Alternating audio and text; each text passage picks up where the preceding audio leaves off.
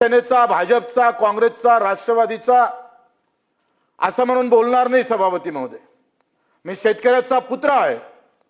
मला बाप शेतकरी होता, माझी माय शेतकरी होता, त्या माध्यमातूनच बोलणार आहोत। चापलुसी हा आमचा धर्म नाही, आमच्या ते डोक्यात नाही, कारण छत्रपती आमच्या डोक्यात आहे। ज्या छत्रपती शिवरायाने जो काही धर्म आम्हाला शिकवला त्या भूमिकेतून खऱ्या अर्थानं या शेतकऱ्याकडे पाहणं गरजेचं आहे सभापती महोदय। सत्ता बदलल्यानंतर भाषणं वेगळी होतात, सत्तेत असल्यानंतर भाषणं वेगळी होतं, आणि मुळात शेतकरी मात्र मरतं असं होऊ नये। प्रत्येकानं मी शेतकऱ्याचा पुत्र आहे म्हणून कशा पद्धतीनं समोर जाता येईल। अजूनही या देशातला कष्टकरी, कामकरी, वंचित, पिछळा जो काही असेल, प्रचंड मेहनत करत असेल, त्याच्या माथी काय येतं, त्याचं कुटुंब कसं चालतं, हा विचार भविष्यात करावा लागेल। सभापती महोदय, अफजल खान आला, नंतर सिद्दी जोहर आला, सिद्दी जोहर नंतर शाहिस्ता खान आला। 10 वर्षाच्या कारकिर्दीमध्ये हे 2-3 आम्ही पाहतोय मोगलांच्या एका एकूण आदिलशाहीची फौज या स्वराज्यावर होती, आणि स्वराज्याची सगळी घडी फिसटली होती सभापती महोदय। तेव्हाच एक वाक्य जिजाऊचं तुम्हाला सांगतोय, सत्ताधारी आणि स्वराज्य कसं असलं पाहिजे, कसं चालवलं पाहिजे, सामान्य माणसासाठी त्याची काही जिव्हाळा कसा असला पाहिजे। सभापती महोदय, त्याच्या मा जिजाऊच्या त्या वाक्यातून आपल्याला समजून येईल। हे सगळं नष्ट झालं होतं, स्वराज्य चारैकून विखुरलं होतं, घरं पेटली होती, सगळा संसार उद्ध्वस्त झाला होता।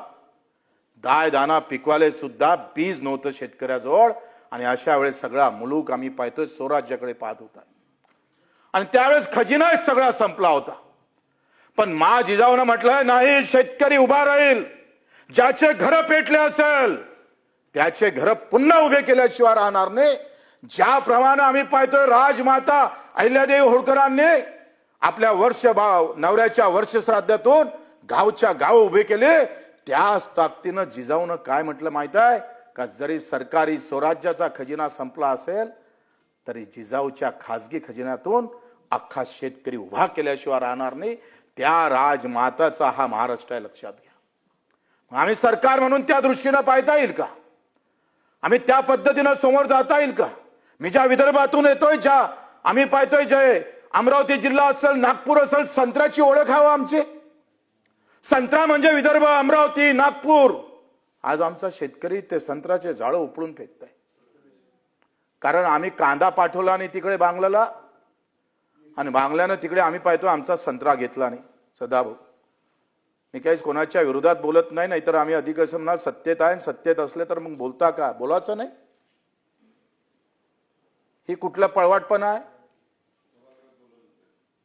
सभापती महोदय। संत्र्याचे झाडं उपळल्या जातात, एक पॅकेज नाही।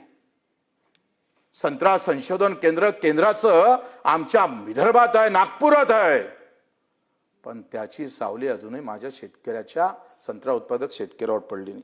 पाहावं लागेल, संत्रा उत्पादक आहे, मोसंबी उत्पादक आहे, केळी उत्पादक आहे, तुमचा द्राक्ष आंबा उत्पादक शेतकरी आहे, काजू उत्पादक शेतकरी आहे, मग एमआरईजच कुठं जातं आमचा।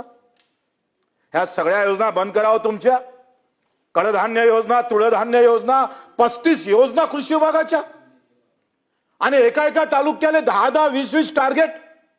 मग अधिकाऱ्याचं भलं होतं का त्या शेतकऱ्याचं भलं होतं सभापती महोदय।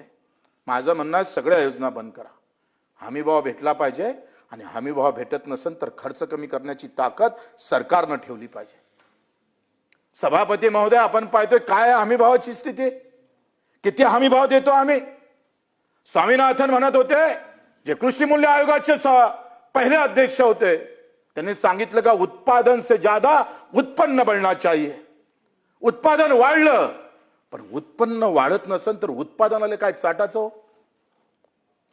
बंडीनं येणारं उत्पादन ट्रॅक्टरनं आणलं, पण उत्पन्न वाढत नसेल तर त्या उत्पन्नाला आम्ही पाहतोय काही अर्थ उरत नाही। तुम्ही शेतकऱ्याचे सभापती महोदय पुत्र आहात, आणि म्हणून आम्ही सगळे मिळून हा विचार करावा, कोण विरोधक, दानवे साहेब असेल, अधिक कोणी असेल, हा म्हणून आम्ही यांना पाहू नका।